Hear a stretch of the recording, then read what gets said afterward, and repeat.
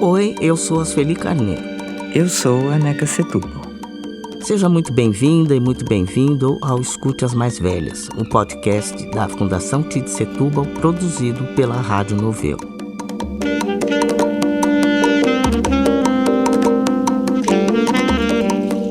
Aqui você conhece mais das histórias de mulheres fundamentais para a história do Brasil. No episódio de hoje, nós tivemos o privilégio, a honra, o prazer de entrevistar Leci Brandão. Ela é uma sinalização absoluta de resistência, de compromisso, de pertencimento, de identidade. Então, ela é uma referência inconteste, basta ver o desempenho extraordinário que ela tem nas eleições em São Paulo e todas as homenagens que ela tem recebido ao longo da sua carreira política e todo o reconhecimento que ela alcançou, inclusive sendo pioneira, como compositora, mulher negra compositora em escolas de samba. Vamos lá, então.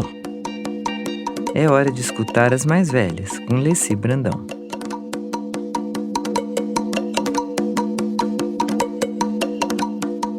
Você é patrimônio da cultura brasileira, você é patrimônio da política brasileira. Mas quem é Leci Brandão por Leci Brandão? Leci Brandão é uma criatura que, acho que a primeira marca assim, da minha vida, da minha criação, é a palavra respeito, por causa de Dona Leci de Assunção Brandão. Foi uma coisa que ela sempre me ensinou, respeitar as pessoas, entendeu? E eu tenho muito respeito pelas pessoas. Acho que é por isso que existe muito bem-querer, de todo mundo comigo. Eu sou Leci Brandão da Silva, eu sou uma cidadã brasileira que vem de uma família muito simples, muito humilde. O orgulho que eu tenho é de ser filha de uma mulher que foi operária de fábrica de tecidos, lá em Vila Isabel, atuou como servente de escola pública, zeladora, moradora de escola pública, porque ela era zeladora. Eu morei em 3 escolas públicas no Rio de Janeiro. Comecei a trabalhar e assim que eu tive carteira assinada, a primeira providência que eu tomei foi tirar a mamãe de escola, porque não era fácil. Salas para cuidar, para varrer, para lavar, para tudo.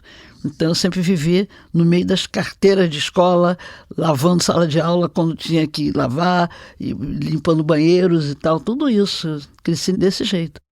Então, Leci, continuando a pensar nas escolas, qual foi a importância para você e para sua família da educação, das escolas na sua vida e na sua trajetória? Minha mãe sempre se preocupou em me orientar, Eu me lembro que quando eu entrei na escola pública, que eu fui para o chamado Jardim da Infância, que não tinha isso, já era primeiro ano mesmo, eu já sabia ler, porque ela tinha a preocupação de, vamos ver a lição de casa, como é que é. E como eu morava na escola e, ao mesmo tempo, cuidava da varrição das salas de aula, eu tinha a preocupação de olhar o gráfico, porque toda a sala tinha o gráfico da turma. Tinha a parte verde, amarela, vermelha. E eu estava sempre preocupado em que meu nome não estivesse lá no vermelho, sabe? Eu sempre estava ali no meio do verde ou do amarelo. E também uma coisa que eu pude perceber bastante é o tratamento que é dado para as pessoas que são trabalho de serviços gerais, No caso, minha mãe era servente. Então, haviam professoras que tratavam minha mãe com muita educação, com muito carinho e tal. Mas outras que não tinham o mesmo carinho, a mesma atenção, para ela. Então, já desde cedo a gente começa a perceber as diferenças, Que tem gente que não dá atenção, não dá bom dia, não pede por favor, nem nada, porque a pessoa é servente de escola. Quando eu cheguei na Assembleia Legislativa de São Paulo, eu pude perceber como é que é essa coisa de tratar o pessoal dos serviços gerais, porque existem parlamentares que, em hipótese alguma, andam no elevador, que andam os funcionários, serviços gerais principalmente, elevador é separado, e tem os elevadores que são exclusivos dos deputados. E eu lembro muito da minha mãe, quando eu olho as senhoras lá na Assembleia varrendo os corredores, eu me lembro muito, muito da minha mãe. Leci, você transformou a Dona Leci numa referência da comunidade negra do Brasil inteiro. O país ama e amou Dona Leci, porque a filha da Dona Alessi, que né? até o nome de A filha da Dona Alessi engrandeceu esse nome, honrou esse nome, né? Durante toda a existência dela, né? Mas, no entanto, é o pai que vai definir a sua vocação principal. Quem é esse pai que a gente pouco conhece, mas que foi tão determinante nas suas escolhas? Faço questão de dizer que na minha certidão de nascimento, está escrito assim, filha natural, né? Porque ele tinha uma outra família, né? E eu só fui saber dessa família quando ele faleceu. Porque eles viviam de uma forma tão tranquila, tão respeitosa, que eu nunca percebi que havia outra família, entendeu? E era um homem que gostava de música, tanto que lá em casa, embora a nossa casa fosse muito simples, né? Mas nunca faltou vitrola. Lá em casa sempre teve vitrola. Então lá em casa se ouvia samba, chorinho, bolero, né? Dalva de Oliveira, Carlos Galhardo, Jamelão, Carmen Costa, Elisete Cardoso, tudo isso. Mas às vezes ele também ouvia música estrangeira. Ele gostava de ouvir Doris Day. Ninguém sabia nada de inglês, absolutamente. Mas ele ouvia Doris Day. Ele gostava do Louis Armstrong, Nat King Cole, Tommy Dorsey. E dia de domingo, de vez em quando, ele punha uns discos de ópera, Caruso, não sei o quê. Eu ouvi isso pequena, entendeu? Olha, ele gostava de ouvir de ópera também. Ao mesmo tempo tinha Valdir Azevedo, Jacó do Bandolim, Luiz Gonzaga, tudo isso eu ouvi pequena, era uma miscelânea, mas era música, né? É uma educação musical mesmo que você recebeu. Sim. Exatamente. Eu acho que isso tem até influência nas composições, porque se as pessoas observarem os meus LPs, tem músicas de minha autoria que não tem nada a ver com samba, entendeu? Tem chorinho, tem samba canção, tem bolero, porque era das coisas que eu ouvi em criança e que acabou influenciando a minha inspiração, né, para fazer música. Agora, é que Deus manda tudo junto, letra com música, sabe? Já chega preparadinho para mim. Isso é dom que Deus me deu, né? Você está falando de Deus, então vou entrar aqui num universo que você fala, né? De que forma que esse universo da ancestralidade e religioso adentrou na sua música? Comecei a conhecer essa coisa de ancestralidade alguns anos atrás. Assim, quando pequena, eu fiz primeira comunhão, tá? Eu fui batizada, crismada, na Igreja Nossa Senhora de Lourdes, ali em Vila Isabel. Então eu sabia todas as rezas, Pai Nosso, Ave Maria, Salve Rainha. Meu ensinamento foi assim.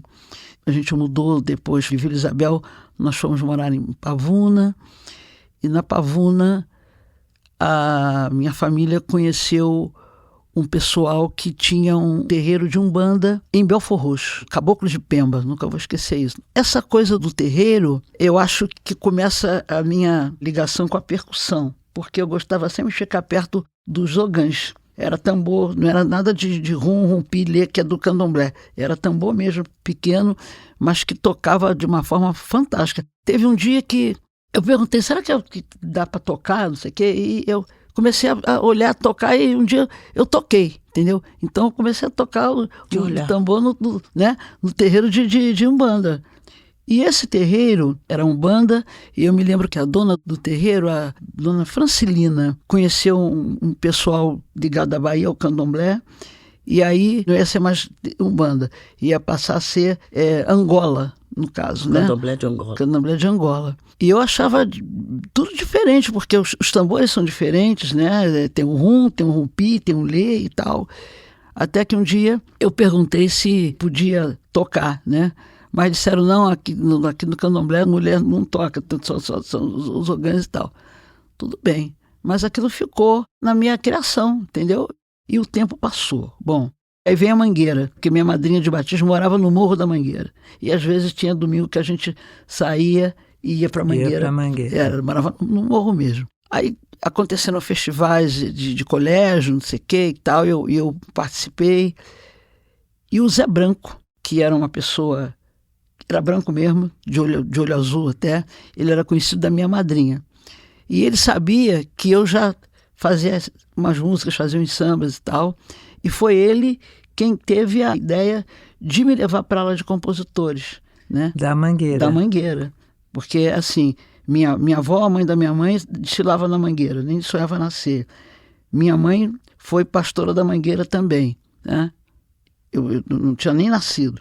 Então a Mangueira, na minha vida, foi uma coisa muito natural. Eu sempre ouvi falar em Mangueira. Quando nós chegamos lá na reunião dos compositores, nessa época, 71, Mangueira estava construindo o Palácio do Samba. Imagino que todos os compositores homens, ou a grande maioria homens. Não, todos homens, todos né? Todos homens. Quando eu cheguei na reunião, eles me olharam assim, eu era muito magrinho e tal. Zé Branco, quem é essa menina? O que ela veio fazer aqui? Aí o Zé Branco falou, não, eu acho que a gente podia dar uma oportunidade para ver se ela entrava na ala.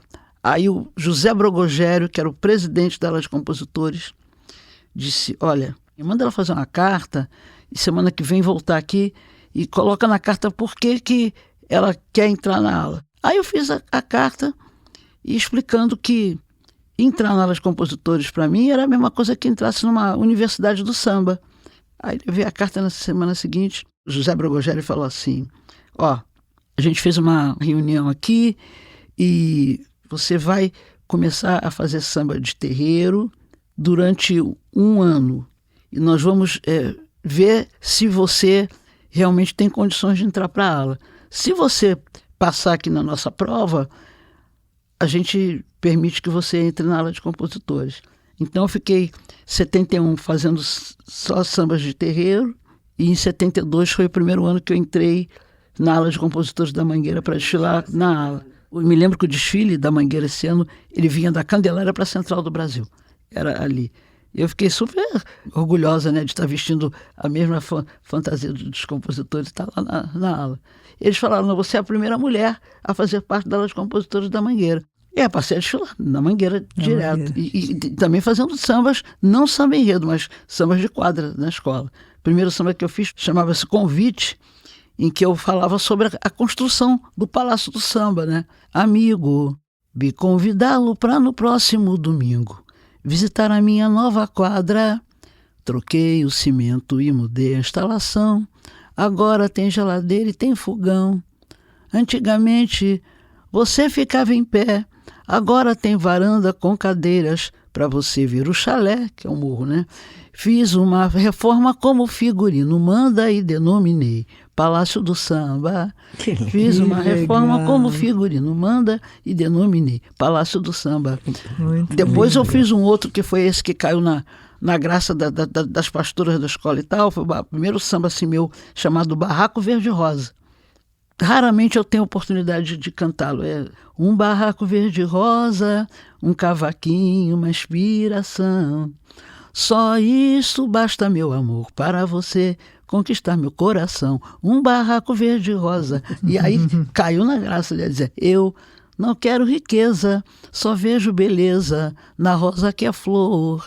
E vou morar em Mangueira, estação primeira da paz e do amor. Um barraco verde-rosa. Que legal, que lindo. Olha, elas estão legal. tirando coisa do baú. Eu nunca tinha ouvido essas histórias. Nunca tinha ouvido essas histórias.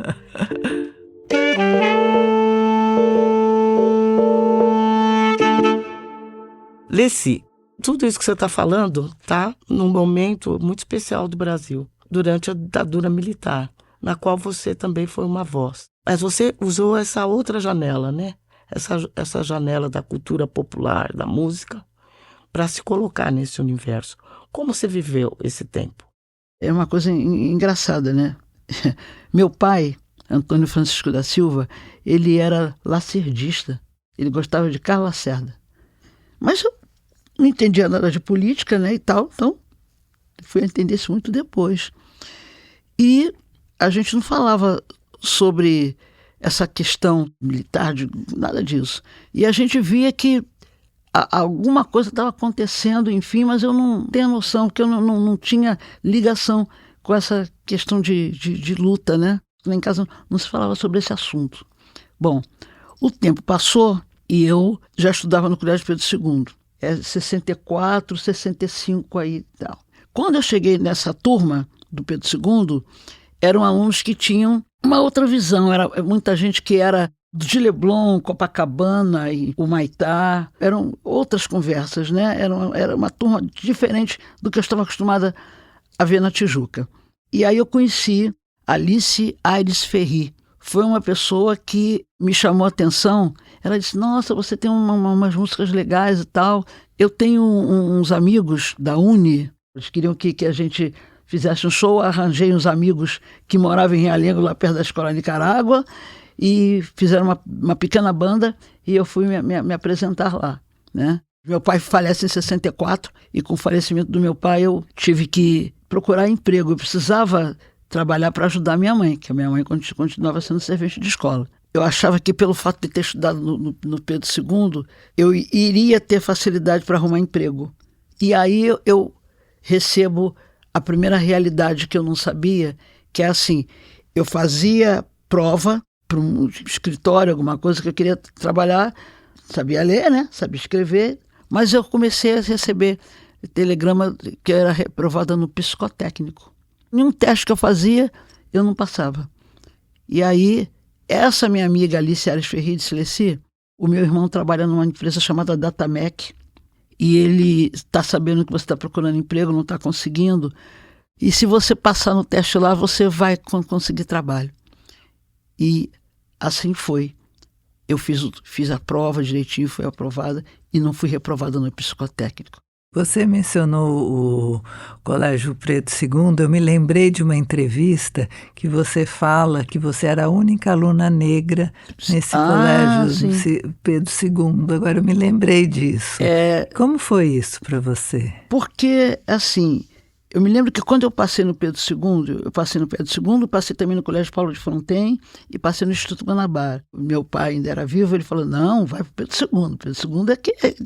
Eu me lembro que era uma farda caque, né, com aquelas umas duas fininhas aqui assim, ser aluno do Pedro II era um negócio... Era um status importante, né? Um status importante. E era engraçado, porque, assim, eu morava na Escola Equador, em Vila Isabel, né, e estudava no Pedro II. Na minha turma eu escutava alguém falar assim, de vez por outra, Tizil! Aí uma colega falou assim, isso aí é com você, porque você é a única pessoa assim, que é preta aqui na sala. Eu me lembro que eu tinha o cabelo separadinho aqui no meio, duas trancinhas aqui, uma fita aqui, outra fitinha ali, né? Eu falei, mas o que é isso? Ela falou assim, Tizil é um passarinho preto, Alice, por isso que vocês chamam de Tizil. Aí eu procurei um inspetor da turma e me queixei a ele. Eu falei assim, poxa, estão mexendo comigo, me chamando de Tizil? Por quê? Ele falou assim, pode deixar que eu vou fazer uma reunião com a turma. Chamou a atenção da turma, falou, não façam isso. Ela é a única pretinha, negra, sei lá, que tem aqui, mas é aluna como vocês, cara, tem a mesma... E aí essa coisa parou. Mas aí normalmente vem a música, né? Quando chegou o dia do mestre, e cada um fazia uma coisa e tal, e aí eu me lembro que eu cantei lá na sala, né? Cantei, e o pessoal gostou da minha voz, e aí eu comecei a achar assim, interessante. Essa coisa do Tizil ficou na minha cabeça, né? Aí os anos passaram e tal, e depois eu acabei fazendo uma música chamada Apelido Tizil. Foi a primeira vez que eu tive assim um embate com a questão racista, tá? Mas eu não tinha ideia de quanto isso era sério, importante. Quando eu começo a trabalhar, na verdade, é que eu percebi a dificuldade para poder arranjar emprego, pelo fato de eu ser uma moça preta e que era sempre reprovava no psicotécnico. Essa era a razão, né? Sempre foi, né, usado. Nunca teve discriminação nem racismo, né? A gente não passava no psicotécnico. Isso aí. Me aconteceu coisas muito semelhantes. Até entrar também para o serviço público, que era o único jeito da gente escapar um pouco disso, né? Também não saía daquele patamar que a gente entrava, né? Entrava ali como, sei lá, numa função bastante modesta e passava a vida ali. E a maioria das famílias negras que conseguiram se organizar tiveram que se submeter a isso, né? A pequenos empregos bem subalternos, mas que tinham estabilidade, uma coisa que fora do serviço público a gente não tinha. eu passava em primeiro lugar, e depois quando eu me apresentava para o cargo, tipo secretária, essas coisas, aí a segunda colocada é que conseguia a vaga, porque era branca. Sim. Nós chegamos a fazer teste, eu com uma vizinha de uma empresa multinacional, e aconteceu exatamente isso. Eu passei em todos os testes, fiquei em primeiro lugar. Quando viram a minha cara preta, desistiram, e a minha amiga que fez o teste comigo, estava em segundo lugar, foi admitida e se aposentou nessa multinacional. Olha o tamanho do prejuízo que o racismo produz na nossa vida, né? E eu tive que inventar uma vida para poder, né, sobreviver com dignidade. Mas você o tempo todo se colocou como uma jornalista musical, né? Que é um termo que você costuma usar. E você sempre lidou com esse cotidiano, mesmo não tendo... Tem um fato que é muito inusitado para a época, que é uma entrevista histórica que você deu ao jornal Lampião. Sim, que é de isso deu uma confusão. Mas é de uma ousadia, né? Nos idos de 1978, se a gente vê a cena, né, que a gente tem hoje, que tem dificuldade, sem dúvida, mas é uma cena tão ampla, né? Ninguém imagina que alguém teve a coragem de dar uma entrevista daquela, naquela década. De onde saiu essa valentia toda? De você assumir a sua sexualidade, né?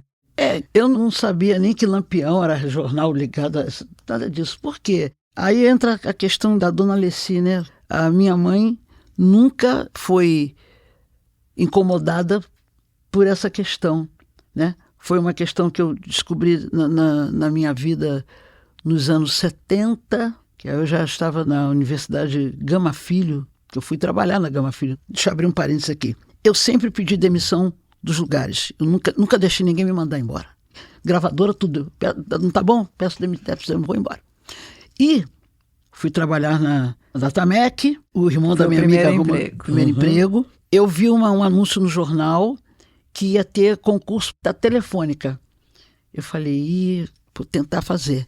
Era para ser atendente de serviços da Telefônica, mas eu passei. E quando eu vi que eu passei na Telefônica, eu não quis saber, já pedi demissão da Datamec. E fui ser telefonista do setor de concertos. E nessa mesma época, existia o programa Flávio Cavalcante, A Grande Chance. Sim, lembro bem. As pessoas da Telefônica que sabiam que eu fazia música, Alice, vai lá, escreve, não sei o quê. Eu fui. E fui aprovada. No dia que eu fui para fazer o teste, o pianista chamado Anselmo, eu me lembro como se fosse hoje, falou, não, você já vai cantar na quinta-feira. E me apresentei.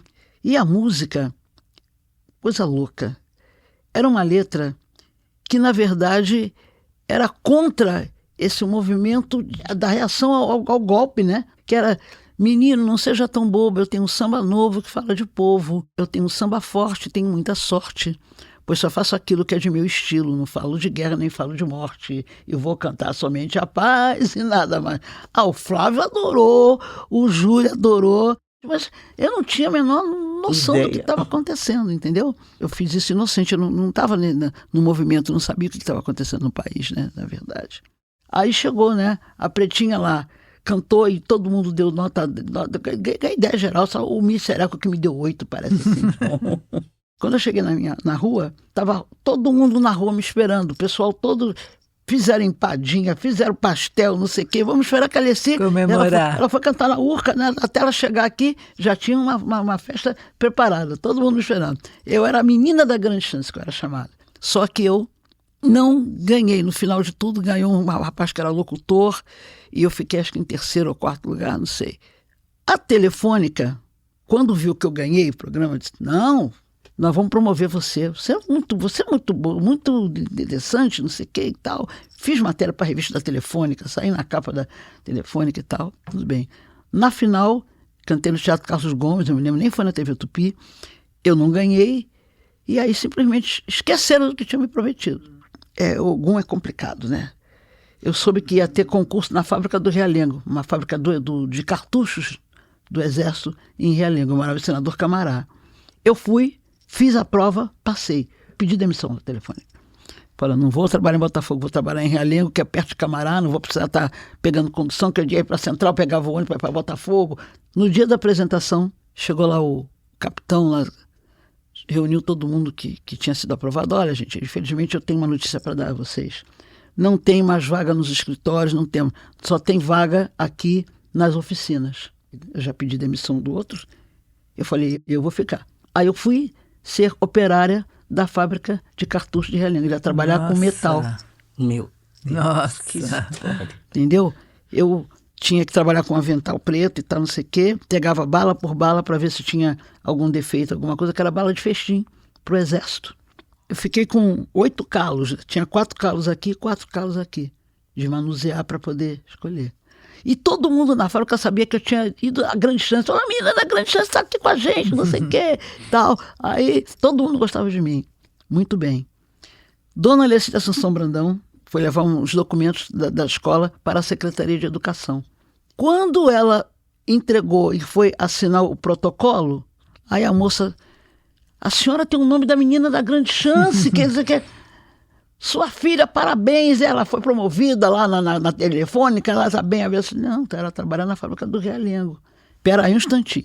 Aí a moça foi lá, voltou e disse, olha, esse cartãozinho aqui, é da dona Paulina Gama Filho, que é a irmã do secretário, e eles, quando a Alessia cantou, todo mundo ficou feliz e tal, pede para ela entrar em contato com a dona Paulina. Eu liguei, né, para a dona Paulina, ela deu o endereço e tal, em Ipanema. Eu nunca tinha entrado num prédio que tivesse um apartamento por andar. Foi a primeira vez que eu fui em ter lugar desse. Aí quando o elevador abre assim, você adentra logo numa sala enorme, né? Eu já fiquei perdida, né? Eu nunca tinha entrado num apartamento tão grande. Ela estava lá, magrinha, assim, estava queimada de praia e tal. Olha esse Brandão, a gente gostou demais de você cantando, não sei o que e tal. Como é que estão as suas mãos? Ela ficou impressionada de ver que eu tinha a mão toda de calo. Ligou para o ministro Gama Filho, que morava 3 quadras depois dela. Aí passou um tempo, chegou um senhor, né, cabeça branquinha e tal, todo de branco, nunca vou esquecer essa imagem.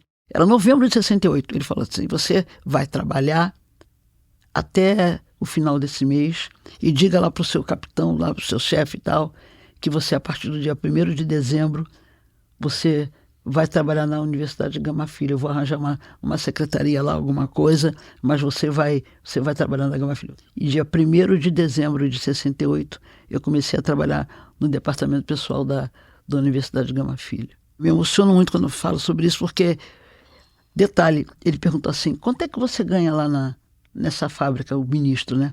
Eu falei assim, olha, quando eu faço o serão, 70, 80 cruzeiros, né, na época, ele disse, olha, eu vou arrumar um jeito de você começar com 300 cruzeiros e tal, tá bom?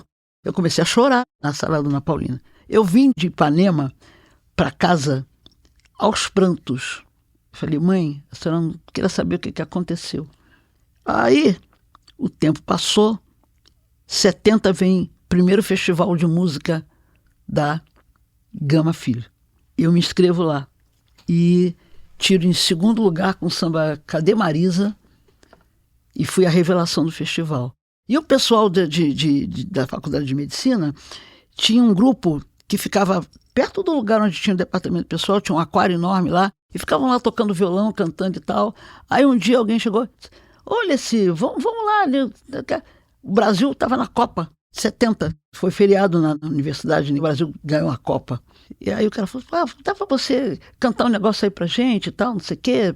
Nessa mesma época que eu já estou na Gama Filho, trabalhando no departamento pessoal, é que o Zé Branco leva pra Mangueira. Entendeu? Uhum. Porque às vezes eu pulo alguns anos, que é muita coisa. Encontrou. Entendeu? Uhum. Aí começa a desfilar na Mangueira, levava o pessoal da universidade também para ir lá nos ensaios. E aí como é que entrou a entrevista na Lampião? Sim, aí vai entrar a entrevista do Lampião. Eu começo a conhecer um monte de gente, jornalista, não sei o que e tal. Conhecia pessoas que conversavam melhor comigo, porque em casa não tinha a mínima condição de se falar sobre a minha questão pessoal, né? E Dona Alessia evidentemente, uma mulher que nasceu em 22 não ia ter cabeça para entender nada disso. Tanto que a minha mãe nunca conheceu ninguém, nunca apresentei minha mãe, nada, não tinha nada a ver. Mas os colegas da faculdade, lá onde eu trabalhava, o pessoal era já tudo, né, ligado, enfim. Né? E aí alguém me chamou para fazer uma entrevista no Lampião. Já tinha tido assim a primeira experiência, né, com uma pessoa que era ligada à faculdade de medicina da Gama Filho, entendeu? E aí eu estava assim, era uma novidade, uma coisa que fez bem pro meu coração, enfim, mas tudo sem a minha mãe saber de nada disso. Não tinha a menor coragem de chegar e conversar sobre isso com ela. E alguém pegou a matéria, sei lá, e levou lá na escola. Como é que vocês podem ter uma pessoa assim aqui? Não, mas a Alessi é uma pessoa que chega aqui, trata todo mundo com carinho, cuida aí da lista de presença dos compositores quando tem ensaio, quando tem festa aqui da ala, nos ajuda a conseguir as coisas para fazer a feijoada, não sei o quê. Eu estava muito feliz, porque eu estava trabalhando na Gama Filho, eu já era da ala de compositores, então estava em paz. Entendeu? Não tinha nada que pudesse desabonar a minha conduta, entendeu? E eles falaram, não, ela aqui faz samba, canta samba da gente e tal, e não aconteceu absolutamente nada. Ninguém me expulsou da ala pelo fato de eu ter feito Isso uma é muito matéria legal com o de ouvir. Lampião. É muito legal de ouvir. Incrível, Né? foi uma coragem incrível para você naquela época. Mas hoje você é um símbolo, né, dessa luta pelo direito, né, à orientação. Sim. Que se quiser. Como você se vê nesse lugar? Eu nunca fui bandeira. Dona Alessi não podia saber dessa história. Eu sempre a respeitei, né? Da forma como era a cabeça dela. Nós não conversávamos sobre isso em casa. Quando eu ouvia a conversa sobre isso, fulano é coluna do meio. As pessoas falavam isso, fulano é coluna do meio, né? Coluna do meio. E por isso até veio a música assumindo. Vocês estão incomodando uma meia dúzia, vocês estão atrapalhando esse meio campo, somente porque vocês não são desse meio termo, e eles estão pretendendo dar a meia trava, mas no meio-dia do sol, ou sob a meia lua, vocês já andam de mãos dadas no meio da rua, entendeu? É incrível o jeito que você encontrou de lidar com isso, né? E ajudar, né? No processo, mesmo tendo a preocupação de, em momento nenhum, atravessar os limites da sua própria mãe, né? Que era tão cara para você, podia aceitar. Foi um equilíbrio incrível que você encontrou para fazer isso tudo.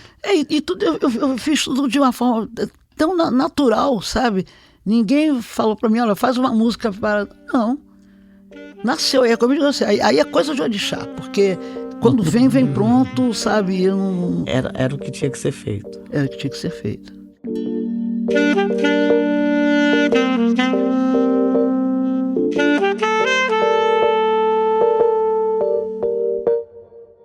Aí você vira uma cantora popular, das mais importantes desse país, uma celebridade, e de repente a Alessi desembarca em São Paulo. A gente vai ter que voltar um pouquinho, que aí eu começo a Mangueira e tal, ser conhecida, aquela coisa toda, vou para o Teatro Opinião, no Teatro Opinião eu conheço pessoal que frequentava toda segunda-feira, a imprensa toda era o point, né, dos intelectuais, não sei o que, na Opinião. Aí eu fui lá, cantei Deixa Pra Lá, e todo mundo gostou desse Deixa Pra Lá, né?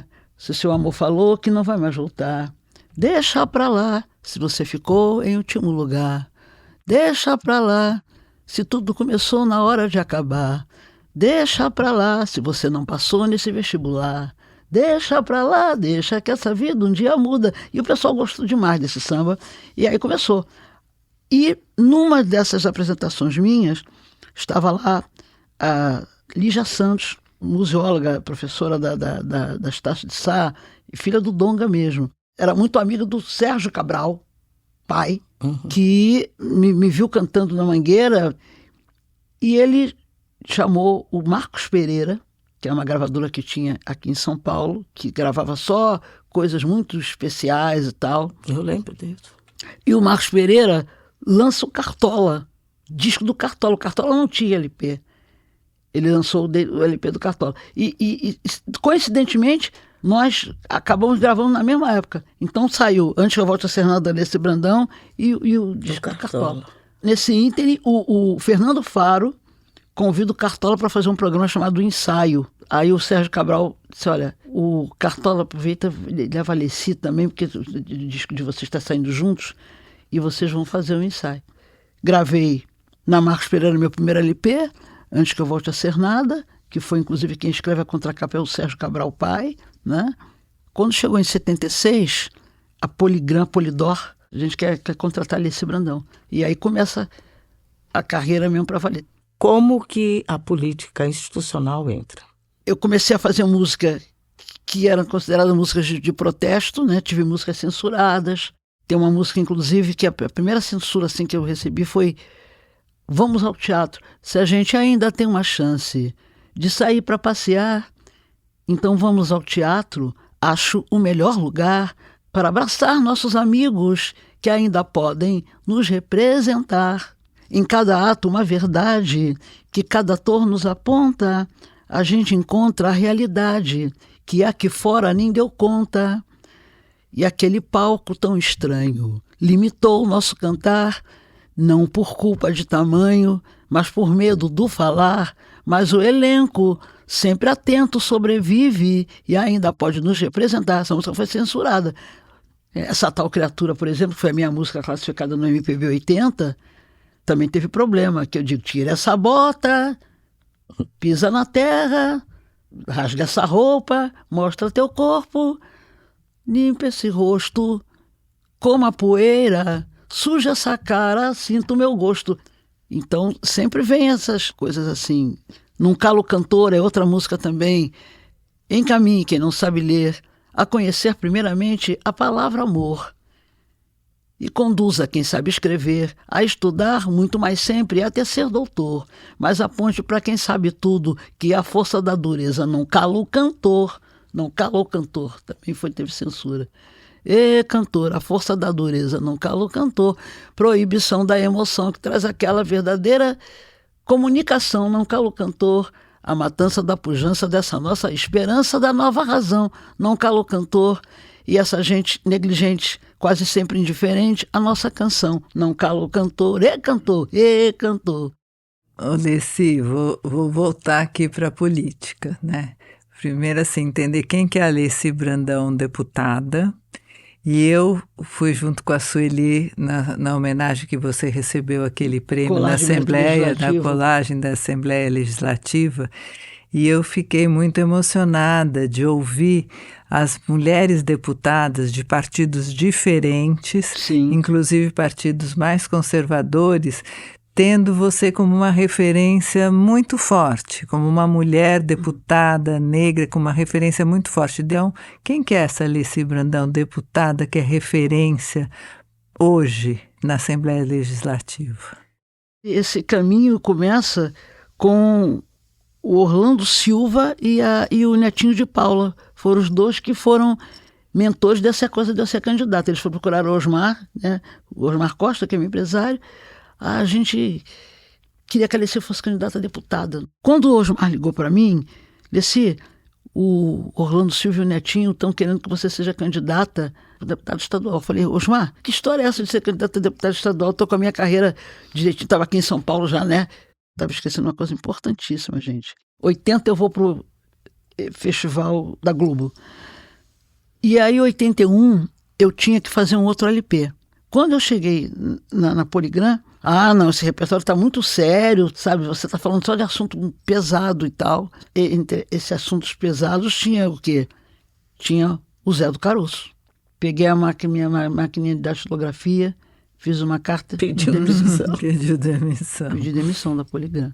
Eu fiquei 5 anos sem gravar, porque acho que isso é uma máfia, né? A Alessi, não sei o que, também ninguém me quis, entendeu? Pagou o preço. Paguei o preço mesmo.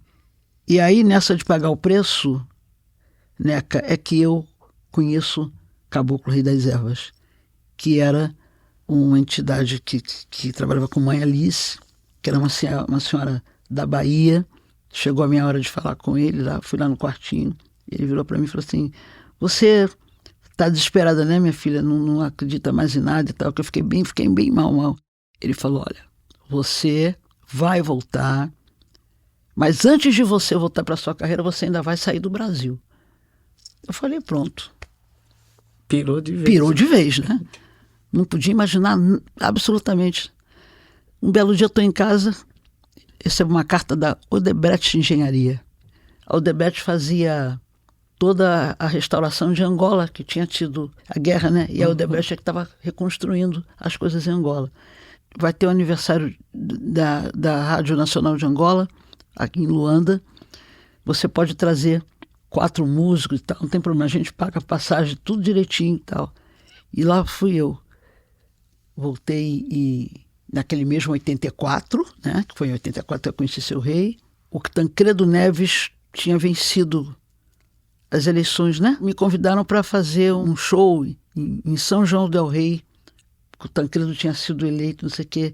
E nesse show estava Dona Ivone, estava Martinho, não sei o que e tal. 15 de outubro de 1985, eu lancei o LP Leci Brandão, que veio com Zé do Caroço, com não sei o quê. Tudo isso. E a Copacabana, que é uma gravadora de São Paulo, de São Bernardo do Campo, foi que me trouxe de volta. E aí o povo de São Paulo falou, não, ela... E eu comecei a fazer coisa aqui. São Paulo te abraçou. São Paulo me abraçou, retomou minha carreira mesmo. Aí eu não parei de gravar mais, né? Fui a Copacabana, depois fui para a Indie Records, fui para não sei o que e tal. E aí em 2009, o Orlando e o Netinho procuram o Osmar para falar sobre essa questão minha de ser candidata. E eu falei, isso não tá, não tem nada a ver com isso. Uma coisa é fazer música, outra coisa é entrar na política. A política é uma coisa muito ruim. O que eu fiz? Fui lá em São Gonçalo. Mãe Alicia tinha falecido, era a filha dela, mãe Nilza também, que já faleceu. Falou, olha, aceite o desafio, porque seu pai está dizendo o seguinte, você já fez muita coisa na arte, já compôs, já falou, já deu o recado todo, não sei o quê, mas ele acha que você pode fazer isso de uma outra forma, em um outro espaço, mas que você aceite o desafio. Aí eu falei, Osmar, fala para Orlando coisa que eu aceito. E os sindicatos foram fundamentais, porque todo 1º de maio os sindicatos me convidavam para cantar. E também fiz campanha da Benedita para vereadora, Nossa, eu comecei a fazer um monte de coisa. No dia que eu fui eleita, em 2010, eu peguei todos os LPs meus, todos, botei em cima da mesa e fui vendo tudo que eu cantei que deu confusão, tudo que foi censurado, não sei o quê. Eu falei assim, vou ser deputada para honrar tudo isso aqui que eu escrevi. E foi assim que eu formei a minha plataforma. Agora fala como tem sido envelhecer. Eu me conscientizei, né, que tempo também é um orixá. E o tempo passa. O corpo já não responde, você não enxerga do mesmo jeito, você já não tem aquele pique, aquela disposição para poder dançar, para poder correr, enfim.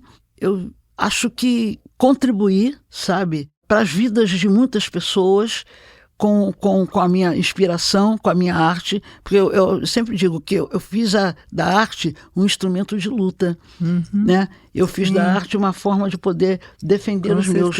Eu tenho um lado, todo mundo sabe qual é o meu lado, né? Eu sou uma mulher de esquerda mesmo, eu não abomino essas coisas que passaram, infelizmente, aqui pelo Brasil recentemente, mas que já foram embora, e acho pelo fato de eu sempre ter respeitado as pessoas, elas me respeitam também. Nossa, muitíssimo que delícia obrigada, que foi, não? Delícia, muito obrigada. Eu que agradeço a vocês pela oportunidade, mesmo. Que eu tive que remexer bastante aqui na memória, porque é muita mas foi coisa. uma memória incrível. Agora eu vou entrar no Spotify, vou poder ser Brandão e vou começar a ouvir. Porque tem tudo esses essa LPs do todos que eu Cartola falei. e você, essa é falha de currículo minha, não conhecer isso. Que honra, viu, Leci? É mesmo, muito obrigada. Obrigado. Que coisa linda, hein?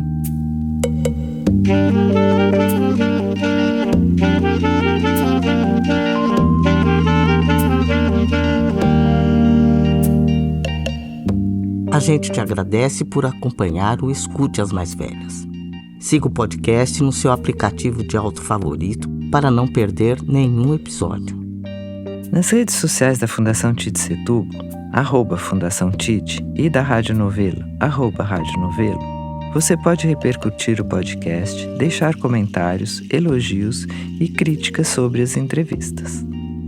Escute as Mais Velhas é um podcast da Fundação TID Setúbal, produzido pela Rádio Novelo. A coordenação e produção são da Ashley Calvo. A direção criativa é da Paula Scarpim e da Flora Thompson-Devô. A direção executiva pela Rádio Novelo é da Marcela Casaca. A edição executiva é da Natália Silva.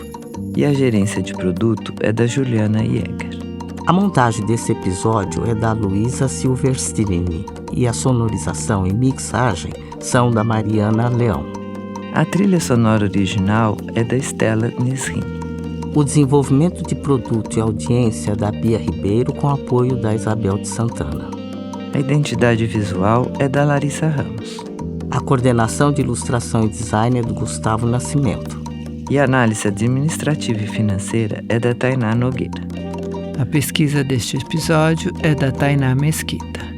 Essa entrevista foi gravada no Estúdio Trampolim, em São Paulo. A gerente de comunicação da Fundação TID Setúbal é a Fernanda Nobre. Eu sou a Neca Setúbal. E eu sou Sueli Carteiro. A gente se encontra no próximo episódio.